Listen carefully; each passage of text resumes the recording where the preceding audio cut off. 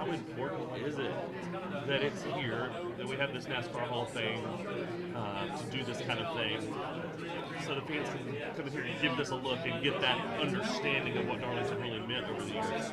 I look at it and I have a number of emotions. First of all, I feel small.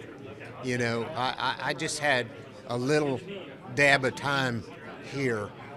The really important stuff came before me, and those were the pioneers that built this sport and made it possible for me to come and be a part of it. I'm humbled by the greats that won races here, a bunch of races here, like Cale Yarborough and David Pearson and so many.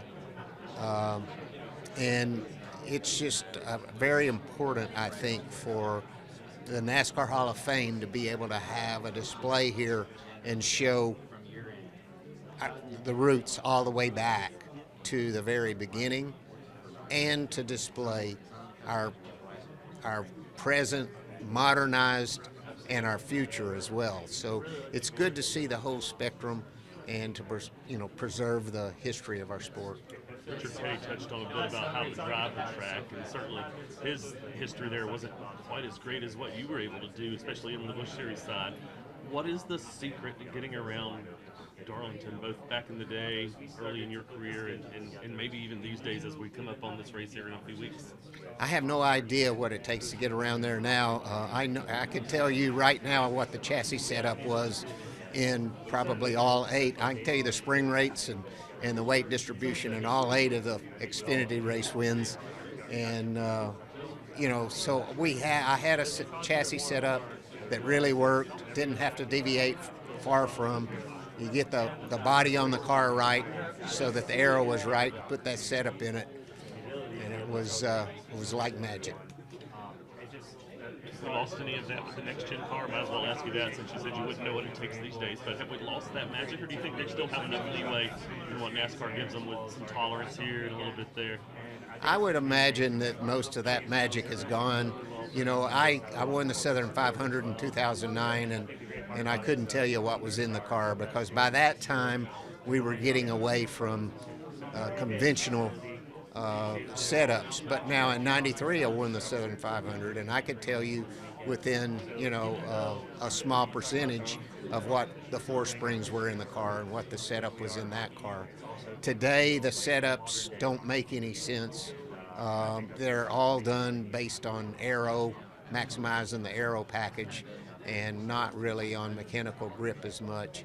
And so that had already started, but by 2009, like I say, we won races in 2009. I don't know what springs were in the car in any of those races. So it had already started, but it's just evolved from that.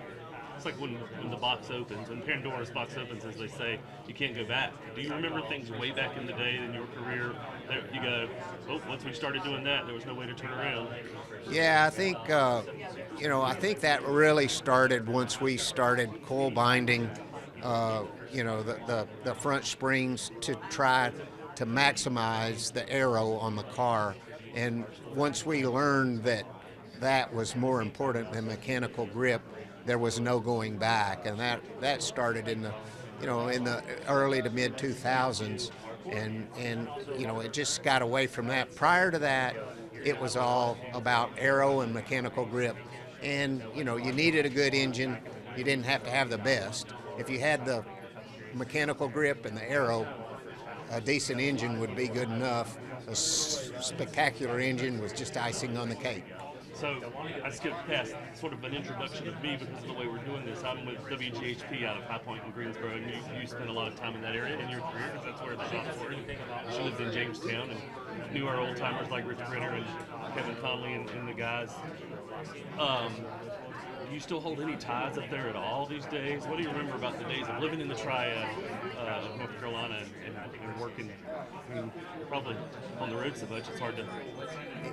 I haven't been back there. I don't recall being back there since we moved in '93. But I moved there in '87 and lived there till '93, and Um, the the Busch shop that I was working out of in '87 was in that area, Randleman, and then Roush Racing was in Liberty, and so we were there for quite some time and just chasing my career.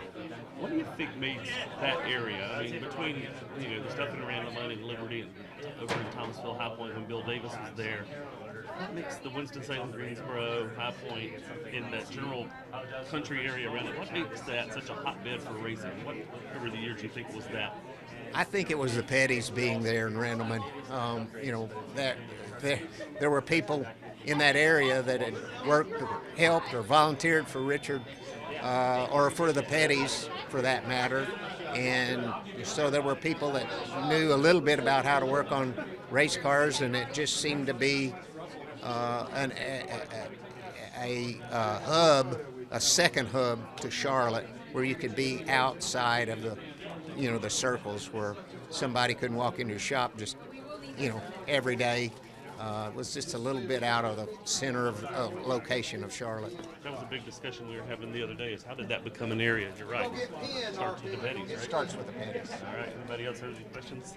You went 12 times Darlington. That's obviously awesome. But was there one race that you didn't win that you feel that got away from you that could have been number 13? Yes, I would have to say it was the last race that Darrell Waltrip won.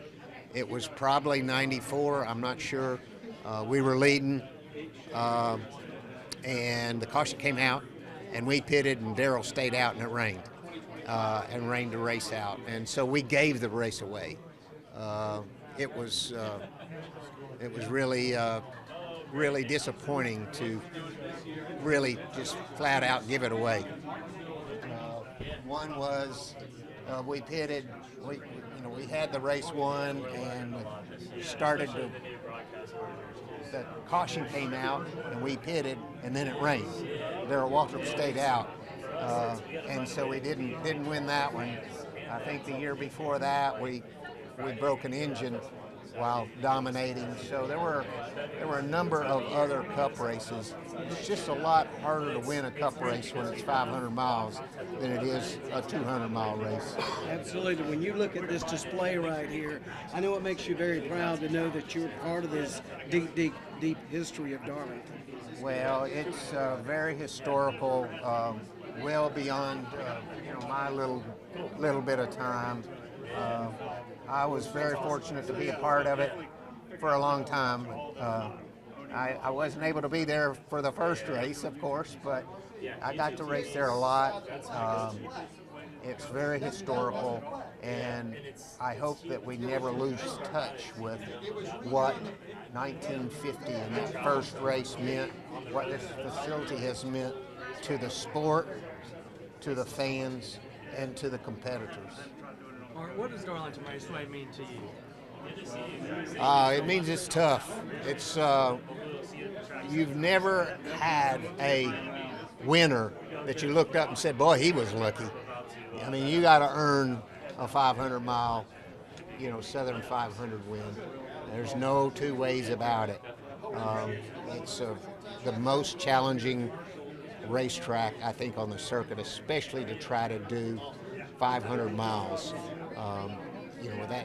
There's so many things that are hard to control for that long of a distance there.